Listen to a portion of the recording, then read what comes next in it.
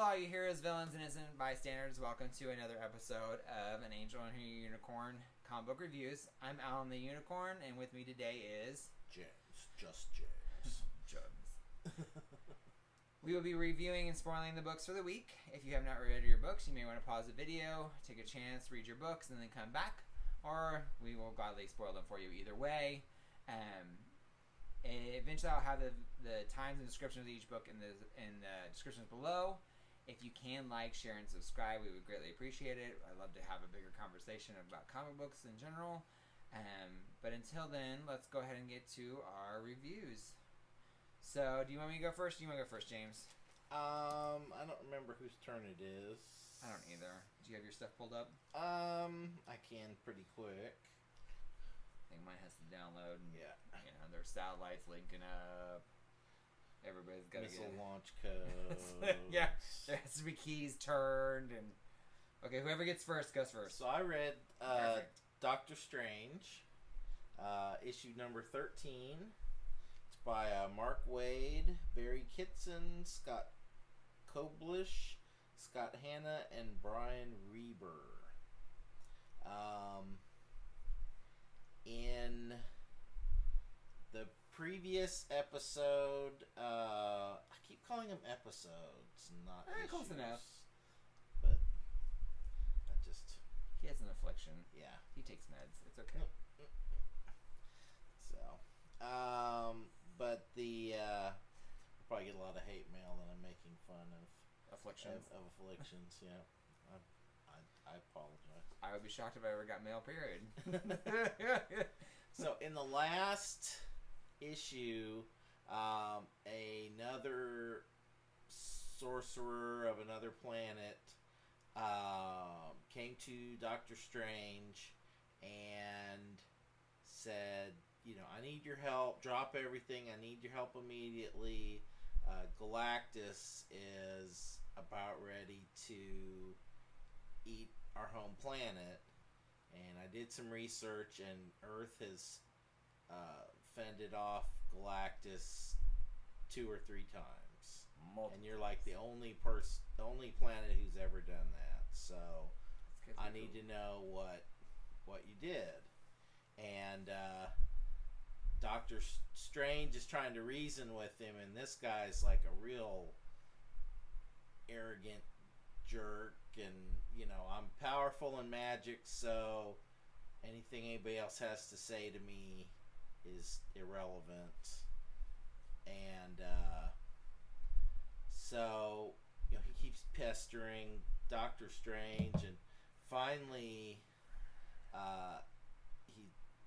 he comes up to the idea that he's going to banish Galactus to a magical dimension. And so he does that. So in this episode,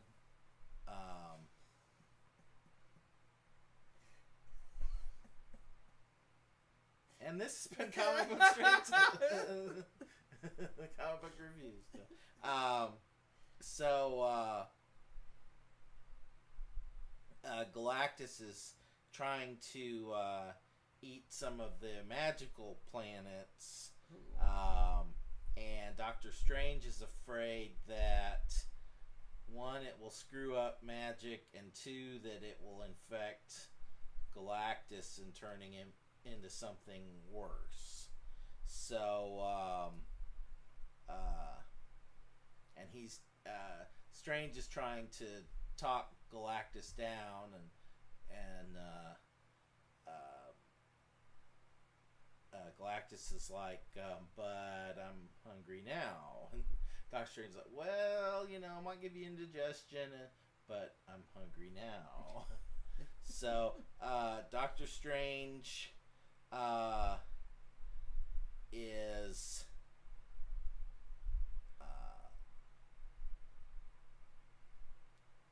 he starts like crossing the barriers between mystic dimensions. Well, some of those were created to keep things out, and Galactus is just blasting through them, leaving all the doors open, and it's it's causing some problems. So finally,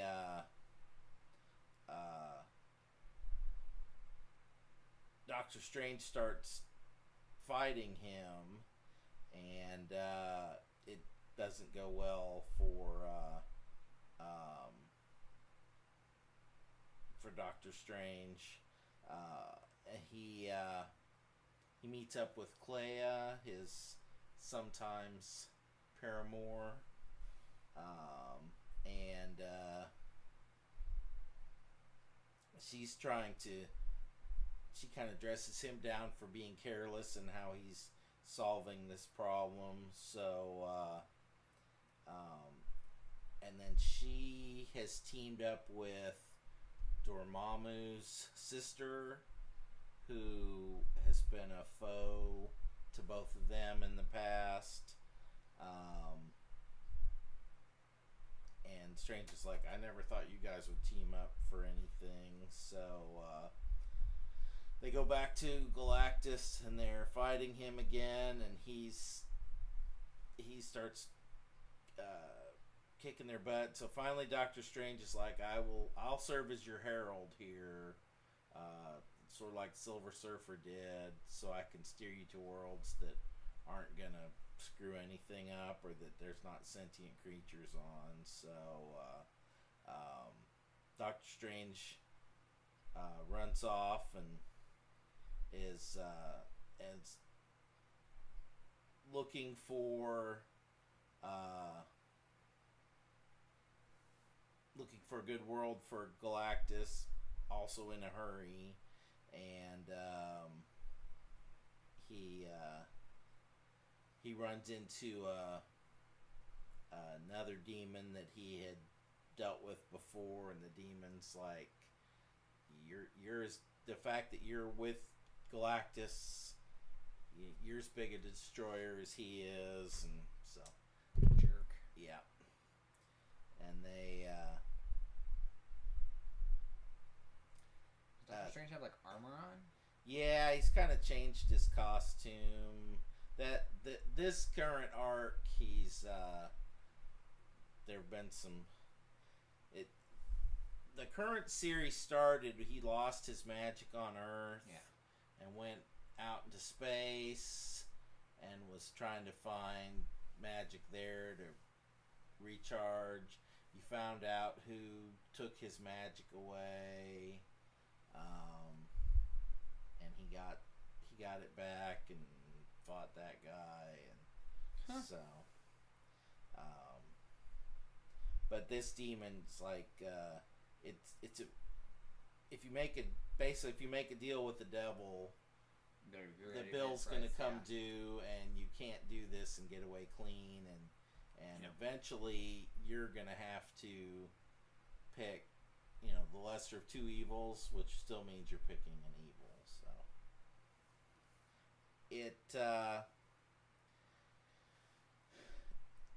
I like the first part of this arc better than this current Galactus arc. It was interesting seeing him off planet, and then when he came back, there was another person masquerading as Doctor Strange. So it's this current arc isn't quite as good, but I still like. Yeah, I'm still liking it, and art looked really nice. Yeah, I like the art. So, and Seems it's like got Doctor Strange where he belongs, out in the weirdly drawn, planets linked together by. It's a mystic ring. Yeah.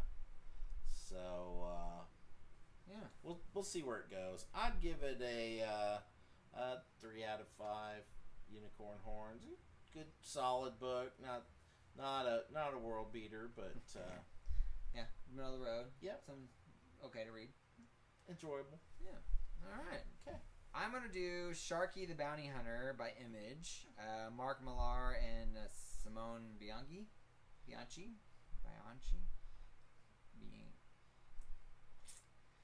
That one. They are so So this one is issue number 3. I have not actually read the previous 2, so I had a little bit of disconnect to some of the stuff because I feel like there's probably explained more things than maybe the first 2 books. But in this particular book, they are in a room full of these kind of bounties or these people that they're trying to capture. And one of them is this old lady, this grandmother, and she has a couple of these other people. But she's got Sharkey, the bounty hunter, at gunpoint. Well, he turns around, kicks her, takes care, starts taking her guards out. And then all the guards are there, or all the people that are protecting her. And then all of a sudden, they all get shot up. He comes to find out it's another bounty hunter that came in and saved the day. But it is his ex-wife. So he's like, she kind of hates him. Sharky's like, hey, it's good to see you. And she's like, no. And so then the grandma lady tries to kill them both, and they are is getting ready to escape. Sharky shoots her in the arm, and she actually does escape. They get taken by they go after her and get taken by the cops. Because bounty hunting on this particular planet is illegal. You're not supposed to be a bounty hunter. And so they are trying to get out of it. Well, while the cops are kind of like, they're kind of dressing them down and steal a phrase from you. I like that.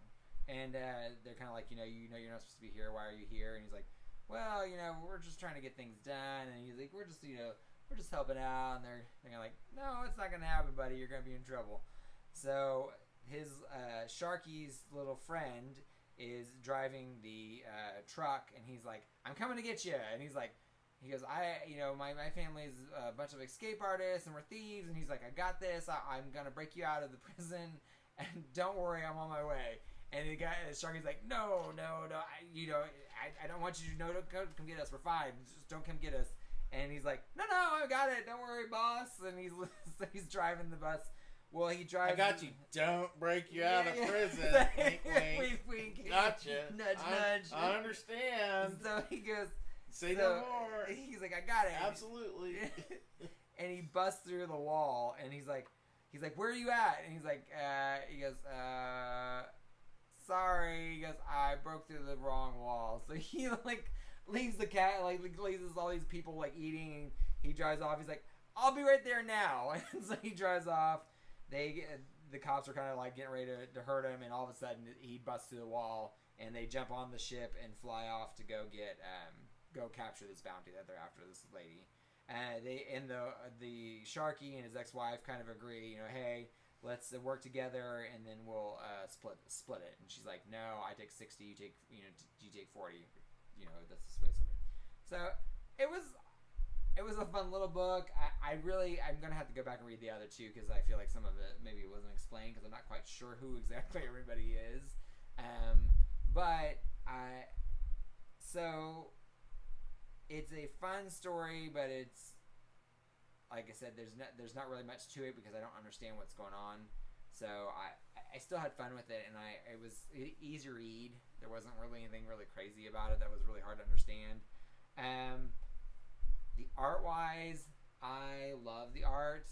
I can totally see where somebody does not like the art because it is very an artistic kind of watercolory, cartoony style, but still a really realistic kind of look. But there's some great splash pages and some fun characters. So I really, really liked the art. The art did kind of did it for me, but I like Simone. I've watched a lot of their stuff. They did X-Men for a while, and so I watched. I liked it when I think it's a she, isn't it? Simone. It's not a she. It's a he. Whatever you may be, I love you because it's amazing. I loved when you needed X-Men. So I actually really enjoyed it. But it didn't blow my socks off. Hopefully, maybe if I read issue 1 and 2, it'll make more sense, and I will actually be more involved. I do think I'm gonna pick up the next issue just to see what's going on, see if it continues, gets a little bit more intricate. But if it continues down this way, it's kind of a very basic book. Nothing crazy, nothing super hard to figure out. So I give it a 3 out of 5 unicorn horns. For me, 4 out of 5 unicorn horns, just because the art was really amazing. That was something that I really love. So yeah, not too bad. All right. My next pick is Star Wars Vader Dark Visions. It is by Dennis Hopeless Hallam. Art by David Lopez and Yavi Pina. You've done one of these before, Yeah. haven't you? Okay. These are little one-shot, self-contained tales of Darth Vader. Wasn't the last one was that guy that was trying to capture all those people for Darth Vader? Yeah, he was afraid of failing Yeah. Vader, and he ended up screwing up. Yeah. So this one is told from the viewpoint of a kind of a wild-eyed girl that works for the Empire. She's like an assistant to Darth Vader's doctor. And she is obsessed with Darth Vader. And her doctor is the doctor, who's Vader's doctor, is terrified of Vader, as most people are. That's what it should be. But she is completely obsessed with him. So Vader comes in for a treatment, and she gets all flushed that he's in there. So since she starts having fantasies, and they draw them in a kind of a bodice ripper type style. Like that this dark lord is coming to sweep her away, and you know, everything that Vader does, she's like, you know, it means something to her. And you know, when he walked by her, and I could feel the chemistry between and she so like she's doing her chores, and she comes in at the end of Vader's procedure, and the doctor's like, "You fool, get the hell out of here." And she's, you know, this doctor is keeping us apart, and Vader will you know, he'll smite him. He'll smite him, and then our love can blossom, and the doctor's just trying to protect her.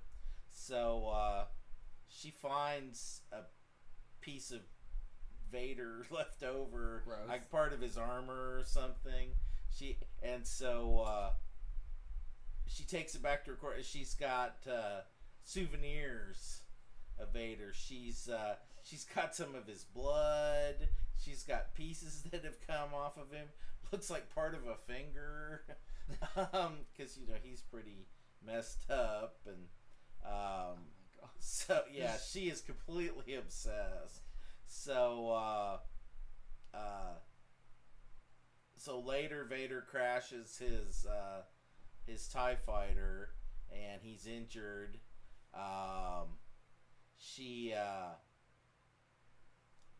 So she's, well, we don't need the doctor, I'll save him. So she starts working on Vader, and the doctor comes in, and he's like, "What? Oh my God, what are you doing? Get out!" So yeah, she has another fantasy that she's nursing him back to health, and so he leaves, and he forgets his cape. And she's like, "This is a sign, you know, he meant for me to have this. He left it for me." And so then she has another fantasy of the two of them dancing, and so the doctor comes in and you know, sees her with this cape. He's like, "You fool! What are you doing?" And he finds her souvenirs. He loses his mind and destroys all the stuff and That's so sad. yeah. So she jumps into the trash compactor to try to rescue her souvenirs, and has another fantasy that her and that she's become the dark lady to go with the Dark Lord, and how dare you steal from us, and so she decides it's time for her to go confront Vader and get him to confess his love for her, and she's like, rumor has it Vader's doesn't lock his personal quarters. He doesn't need to, because who would go into his quarters? So she goes in, and he's in the chamber that you saw in Empire, and he's got his mask off, and she's like, "Oh, you're not ugly. I think you're beautiful, and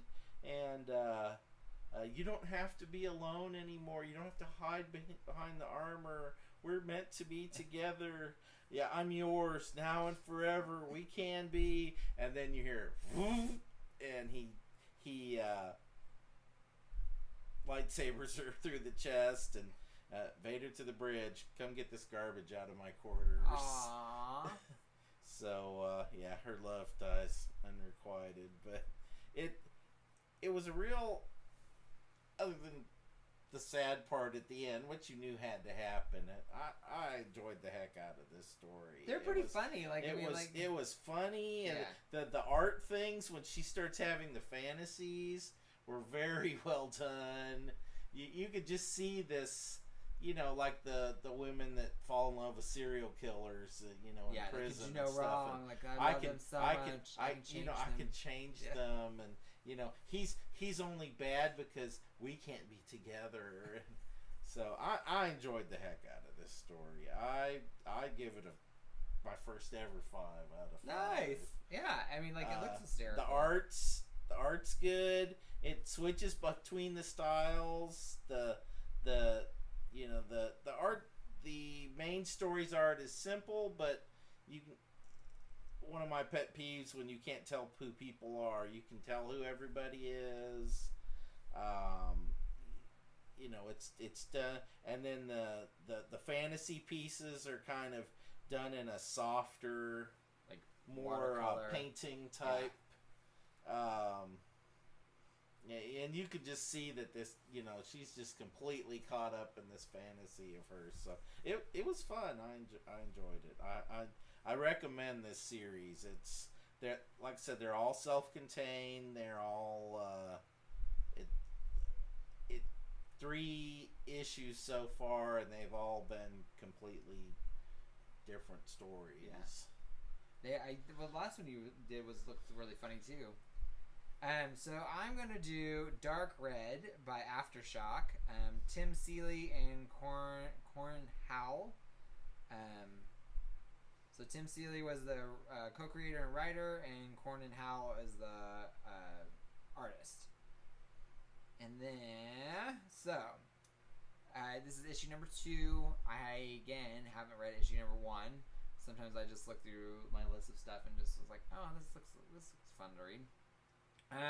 So it starts off with these 3 vampires. They're dead in this living room of this clerk that works at a gas station, and it's this lady is with him, and she's kind of you find out they're vampires, and so he's like, well, good thing I have this bag of drugs that I've been keeping so that I can stage this to look like a bunch of druggies are broke in and started a fire. So he's trying to figure out a way to kind of cover it up so that he could stay in the small town. And he says, like, how are you here? I claim this area. I did the blood riot. I did the blood ritual. I claim this area 50 miles from here. Nobody should be able to come in and take this place. And so nobody should be hunting in here or anything like that. And so the lady's like, well, we came to help. I wanted to help you, and you are a big person because you actually claim this territory. Nobody's really done that before. And she kind of seduces him a little bit, and she's like, let's he's like, no, we've got to get out of here. We've got to leave. He's like, if you want to stay, you can stay. He goes, I'll take you somewhere, and you can stay somewhere. So he's packing up to leave, and she's kind of find out she's kind of leading him to somebody else, because at the end of that, she gets on the phone. She's like, everything's on track. We're on our way. So then it cuts to a lady at a bar, and she is kind of the gas station attendant's friend who he's been feeding on occasionally, and so it's almost like they kind of broke up. So she's trying to drink away her sorrows, and of course these two rednecks are come up to her, and they're like, why aren't we good enough? Why don't you sleep with us? Why aren't you with us? And you're with that gas station trash. Why can't you be with us? And she's like, really? And so she kind of shut him down. But she's bleeding from I guess a former wound that maybe the gas station guy gave her, and so she has a little tissue, and she dabs it and throws it in the back seat. In the back seat, there's like a little vampire goblin sitting there, and he's smelling the Kleenex. Then it cuts back to the gas station attendant and the girl, and they get to the gas station, and so the guy goes in to kind of get some supplies and help her kind of get settled, and everybody in the gas station, his manager and all the customers are enthralled, so they're all just frozen. And the girl she starts talking to this guy, and she's like, I brought him here, I've done my part, I'm leaving. So she leaves, flies off, and this guy, this schwarmy kind of guy in his like trench coat, starts talking to him, and it starts spreading all this kind of like almost political rhetoric, like you've done great things here, you've learned a great way to, we should be feeding on people and not killing them, so that we can, like, you've got a good thing going, you've really got it figured out, and kind of buttering him up a little bit. And he's like, we just want to come in, can we stay here and kind of be political asylum so that we can make our next move to what's going to happen. So he's like, yeah, I guess it's not a big deal. And he's like, okay, well, I'm going to kill the manager. And he's like, wait a minute. If you're going to stay here, you can't kill people. Like, that's, he's like, oh, okay. So then he kind of like starts talking. He goes, but why can't we just kill her type? And she has a little Jewish star on it. And he figures out that he's a Nazi. And he's like, are you a freaking Nazi? And he's like, are you serious? And so it cuts to this highway patrol woman, and she's pulled over the semi. The guy's taking her back to look inside the semi. She goes in, and there's just a whole bunch of Nazi vampires in the back. So she obviously dies. But then it cuts back to the gas station where the two rednecks that were kind of hitting on the girl earlier show up to the gas station, and it's the gas station attendant has killed the kind of schwarmy guy for being a neo-Nazi. And he's like, of course he uses better language than me. He goes, I freaking hate Nazis. And so that was the end of the book. So apparently vampire Nazis are invading this town, and this guy, it's kind of his territory, so he's going to try to protect it, I guess. So it's kind of interesting little take on vampires. I didn't read issue 1, so I'm kind of curious to see how the setup was. But I mean, I still followed along pretty decently, and it was kind of an interesting read. A little slow for my taste. I feel like they could have had a little bit more something happened, or a little bit quicker, maybe. But for the most part, it was very like a drama, like a dramedy with vampires in it, and some Nazis. Who doesn't like a good Nazi death? So it was okay. 3 out of 5 unicorn horns. Nothing really, really super great. I don't think I'm gonna pick up the second or the third issue. If I ever get like caught up on my books, I may end up trying to read the first issue and see if it maybe piques my interest a little bit more. But honestly, once I've read this, I'm not gonna add it to my pull list or anything like that. So I'd say 3 out of 5 unicorn horns, basic read, nothing really too crazy. Art's pretty decent. It like wasn't too dark or gritty, and you could see everybody, who everybody was. They had, even like when they killed the vampire, like his exaggeration of the jaw being ripped off, and so it's kind of like they did really well with it. I really liked it, so that's another reason I would give it a little bit more, the 3 of the 5 instead of just 2, just because the art was really decent. But yeah, So if you get a chance, you may want to try to pick it up, and if that's vampires are your kind of thing, it might be a good book for you to start and see if you like. But that's Dark Red by Aftershock. So, all right. Okay. For the last book I'm going to review, I will review Thanos #1 by Teenie Howard, Ariel Olivetti, and Antonio Fabella. This is kind of it's called Thanos, but at least this one is kind of where did he and Gamora hook up initially. So it starts with Gamora in space, and she's recalling her story to somebody. You don't see who. Then it switches to Thanos' command ship. They go into a lot of talking about how that his command ship is kind of like the Winchester Mansion. It's never finished, and that there's corridors that don't go anywhere. Well, there's corridors that were there, but then all of a sudden they're not. Yeah. Did you read it too? Yeah. Okay. Yeah. So some of the is it the Black Order? Yeah. If you've read the books, or the bad guys from, and the 4 bad guys from Endgame, Enemy Maw, Proxima Midnight, Ballista Grim, Infesti Macera. So they're sitting around. They're kind of like his generals. Yeah. And there's downtime between when they go out on campaigns with him. So they're just sitting around playing cards, and they're talking about that people keep disappearing, and they don't know where they're disappearing to. So one of the guys gets up to go to the restroom, and the corridors have changed, and Thanos finds him and takes him somewhere, and you assume kills him. And then, and the rest of the crew here screaming. And the crew's like, every time somebody disappears and we hear screaming, we're really busy for the next. Yeah, we get a new mission. So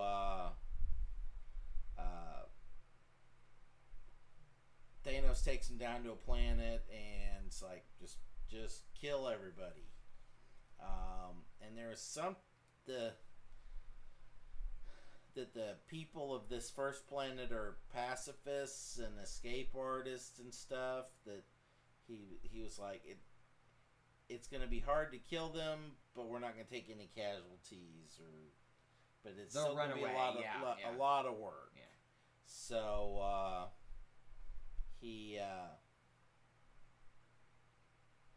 so they go down and kill everybody, and then they got more downtime. And they're talking about, every time that somebody disappears, and then we hear screaming, and then we're real busy, and then we're downtime for a month, and Thanos can't even come out of his quarters. So what? It's because he's killing them. Yeah. And then they're complaining, well, this last fight was too easy. And we've all got questions. What's going on with you? And so he Thanos kind of gives him he's like, well, if you want things to get harder, we can make things get harder. We can make that happen. So he asks the computer what his next threat is, and it's the Magus It's the evil Adam Warlock. future version of Adam Warlock after he goes nutso. And Thanos is like, oh, we're not tough enough to fight him yet, but I guess the Magus's big thing is converting other worlds. So Thanos is like, well, if you don't have any other worlds to convert, then he won't be strong anymore. Yeah. So we're going to find out where he's headed next and just go kill everybody. And that world. So the crew's back to playing poker again. Somebody gets up to go to the bathroom again. Everybody else is like, I wouldn't do that. Bad idea. The guy gets lost. There used to be a door here, and then he runs into Thanos, and Thanos is like,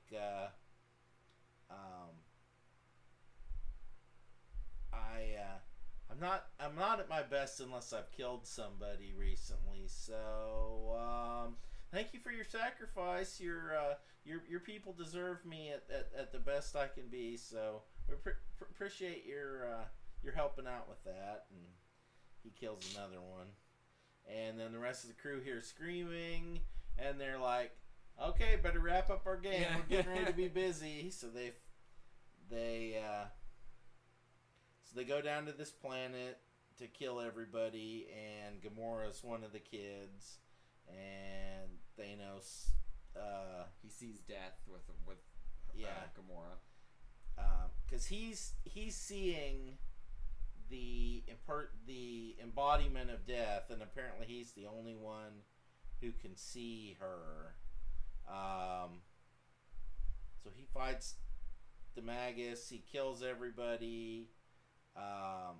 Then he finds Gamora hiding, and Gamora sees death leaving the building, and she calls out to her, and Thanos is like, "You can see her too?" And she says, "I was a little girl, the last person alive on the only planet I've ever known. Even if he lets me live, it was only a matter of time before I would have starved or fallen down a well. Of course I could see the face of death." So he now thinks that she's special, and he's going to end up adopting her. And so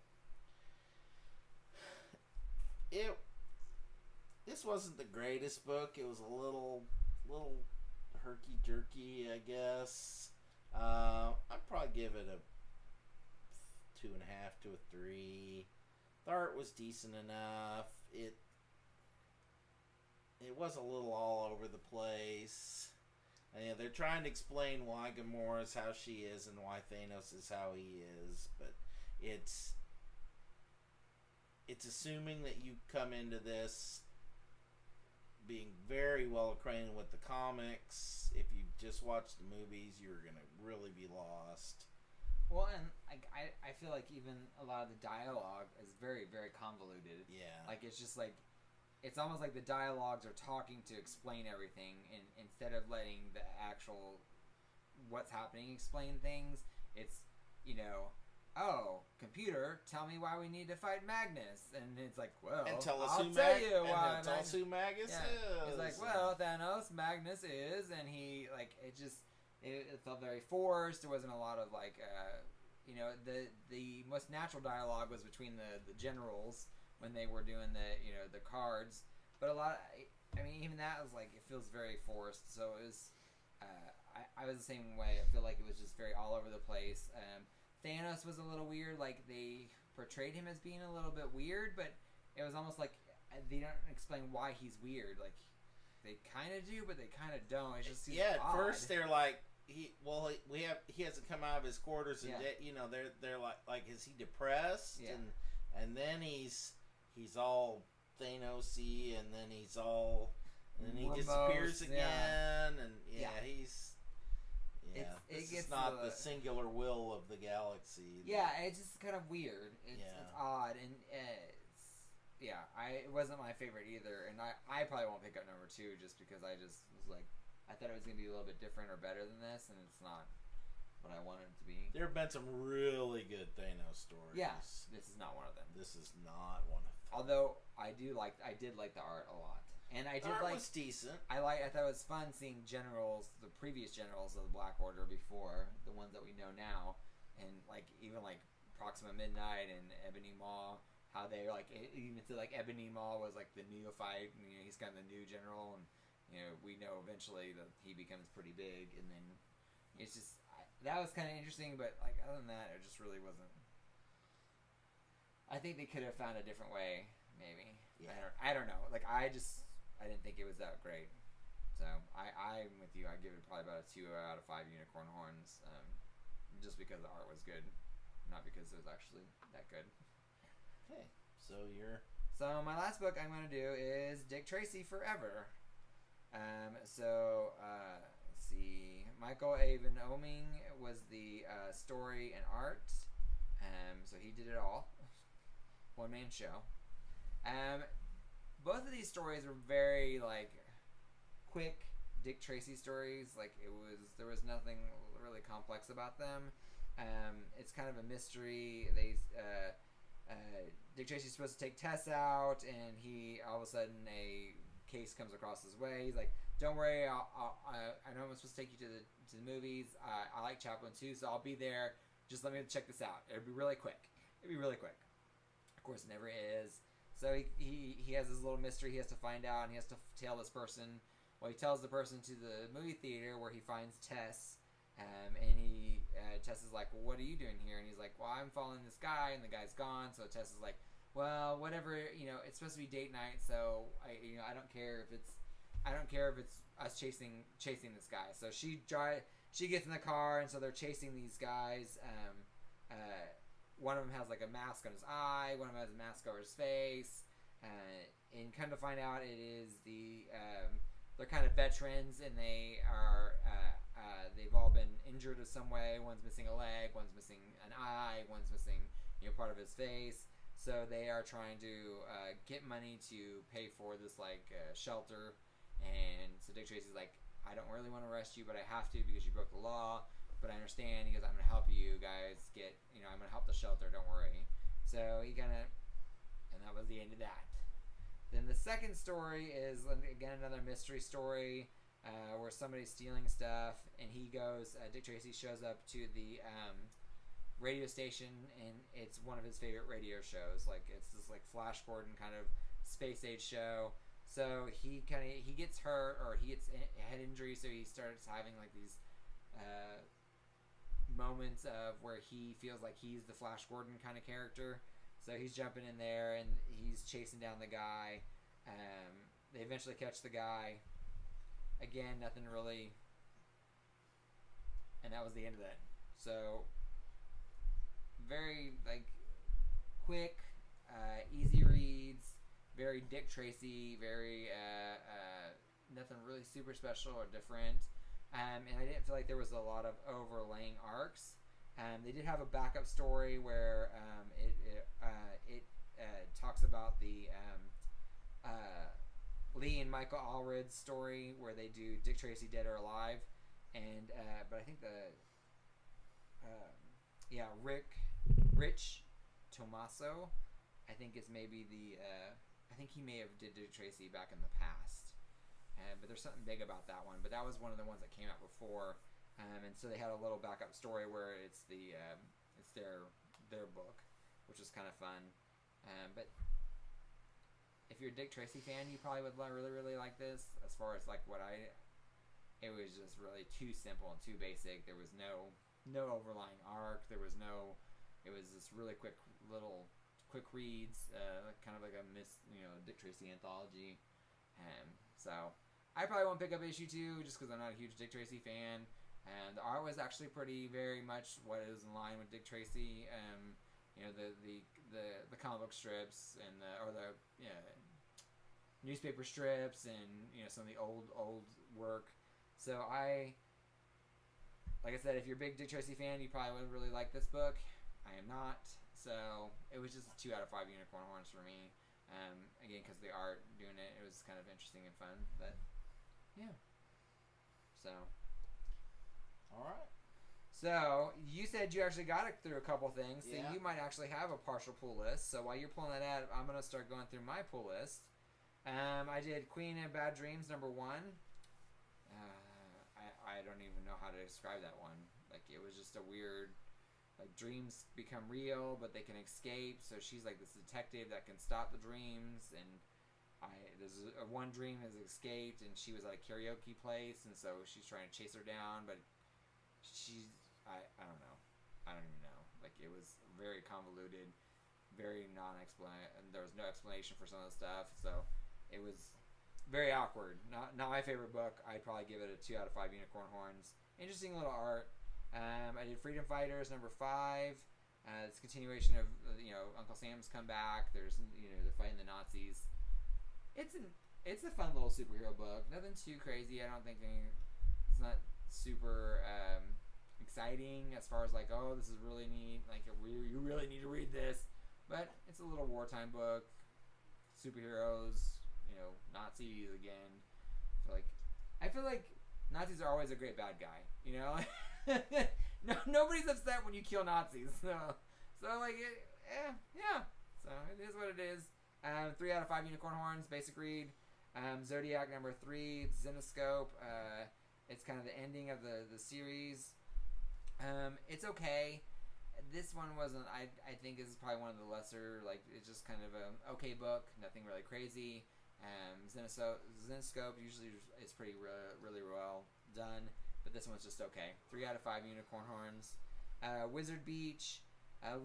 Again, another anthology book where it's kind of like this little boy and magic, and he's kind of like a Harry Potter-ish character, but a lot of his family lives on the beach, and so there's some conflict. I don't. Anthologies for me are just not my thing. I prefer there to be something continuing. So it was probably not my favorite. Probably 2 out of 5 unicorn horns. The art was kind of interesting, very stylized.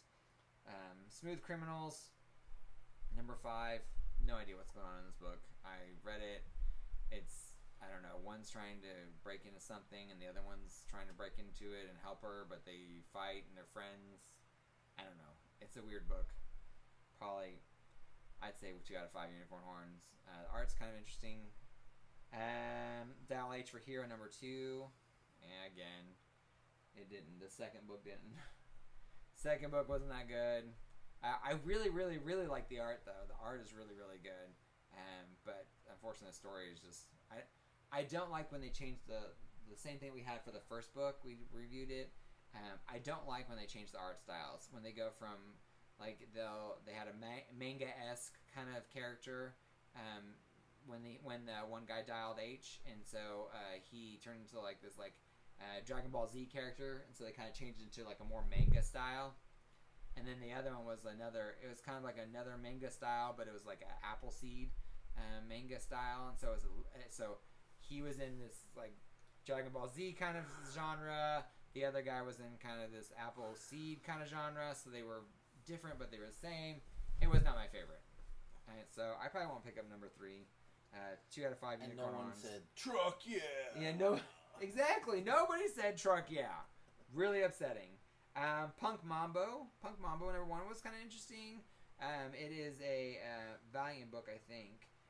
But it is, it's Valiant. Magic girl, punk, and she's kind of like killing voodoo zombie things. And so I liked it. It was kind of fun. 3 out of 5 unicorn horns. Hardcore. I think they finished up their arc. This guy possesses these bodies. I didn't read the other one, so I was a little lost, but it was okay. 3 out of 5 unicorn horns. Ironheart, it's okay. It's a superhero book. She's kind of, the neophyte. She's she has her little life. 3 out of 5 unicorn horns. Nothing too super exciting. Nothing that really stands out. I do like the art in this one really nice. It really fits really well. So I really did like it. Amber Blake, number 2. I did not like it. The art's very sketchy and dark, and the action scenes are just kind of weird. And somebody told me that it was Italian, and that they translated it. I don't know if it translates well, or if I just can't, because of the art, I can't tell who the characters are. so I get a little confused on who she's tracking, fighting, saving, and so it's like it gets really confusing with the male characters, like who she's helping. Like, is she fight like this guy she loves, and then she gets in a fight, but it looks like it's the guy that she loves, but I don't think it is. I think it's a bad guy. It gets really convoluted a little bit. The action scene's kind of like there's like a motorcycle scene, and there's a good thing when you draw action, like when you draw an action sequence, like you can do an action sequence well, but there was like 4 or 5 pages of her like doing these motorcycle tricks, and it's like you realize we can't like visually see this, like she's not really doing these motorcycle tricks, so it kind of got a little bit old, so that wasn't really my favorite. So 3 out of 5 unicorn horns. And then the Stone Stars, that was number 2 also. It's continuation, nothing really original. The art's okay. 2 out of 5 unicorn horns, not my favorite thing in the world. And then I had a whole slew of reading material. I think I ended up reading 25 books this week. Wow. I know. I don't really have a life sometimes. Saturdays I sit in the afternoon and just read. But I will not bore you with all those. Those are all ones that I've read before. So. I read the Star Trek Waypoint special. It was an anthology. It had 4 different stories. There was a Dr. McCoy story. There was a Dr. Crusher story. That one was doctors. The Dr. Crusher story was interesting. They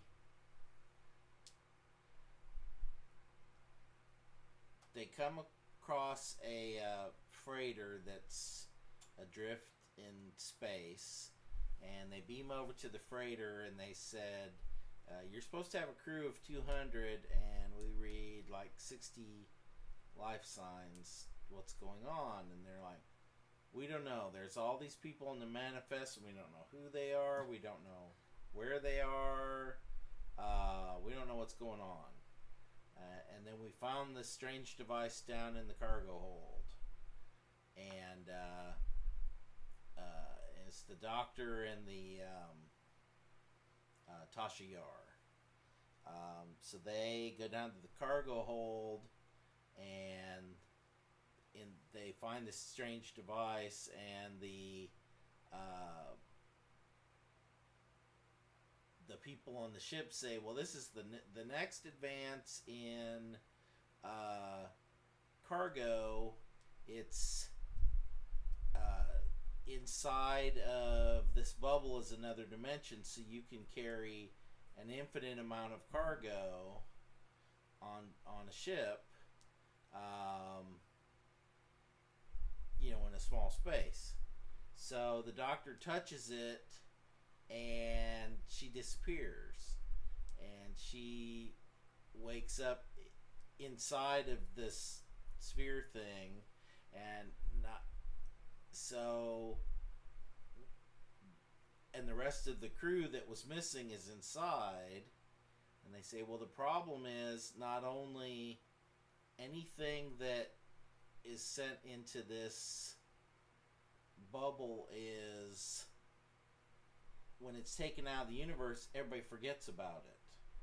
So they said, all of us that got pulled into this bubble, the rest of the crew doesn't remember us. They don't know and they don't know we're in here to try to get us out.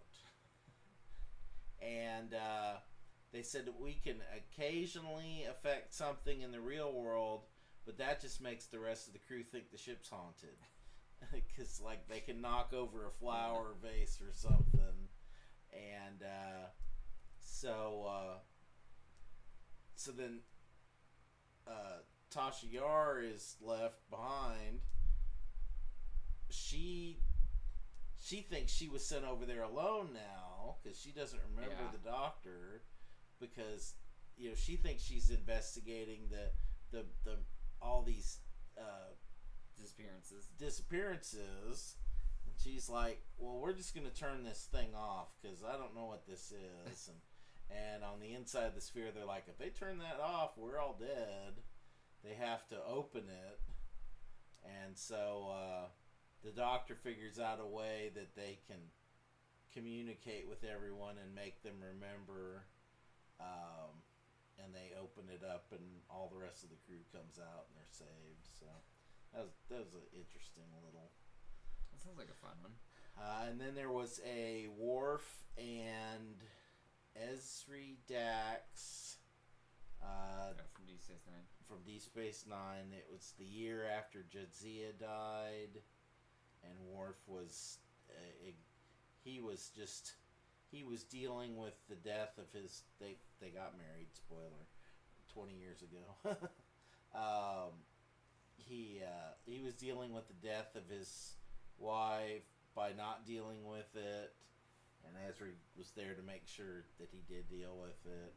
And then let's see, there was the last story is a Janeway and Tuvok story back when she was like a second lieutenant.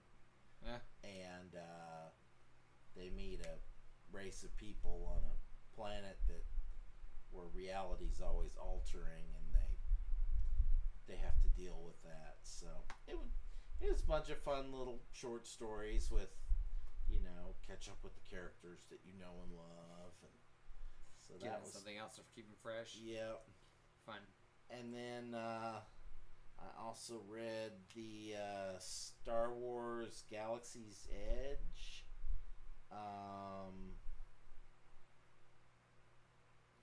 It was a Han Solo and Chewbacca story. They're sent to pick up something for a smuggler. Hilarity ensues. There's misunderstandings and backstabs and all this. So typical Han Solo story. Yeah. When they get their item, they talk to the aliens at Hammerhead. He says whatever Han picked up for him, he was wanting it to prove that he could get anything, so he could drum up business for himself. So these people are like, okay, we're convinced. Here's what we want you to pick up. And he's like, there's not enough money in the galaxy for me to get that for you. Get the hell out. And then you're left wondering, well, what is this? What is this thing that they're asking him to go get? So they're setting up the next story. Yeah. It was fun. Decent art. Just a fun little Star Wars story. So I give it 3.5 stars, or unicorn horns. I guess I didn't rate the Wayward one. I'd probably give it 4. It was just fun. Yeah, so good stories. But so. All right. That's it. Well, hopefully you enjoyed some of our reviews. Hopefully you enjoyed some of the books that we've read. If you have any comments, please, we'd love to hear them. If there's something that we're not reading and you think we should be, please let us know. And then that's about it. So until then, until next week. Subscribe, click the bell, all the good stuff. Stand on your head, do the hokey pokey. Bring a friend to stand on their head, whether they like, share, and subscribe. We would love to have more people. Spay and neuter your pets. Be kind to each other. Peace. Rewind those tapes before you take them back to Blockbuster. Exactly. That Otherwise one might be a little late. Until then, we hope your pull list is full. Bye.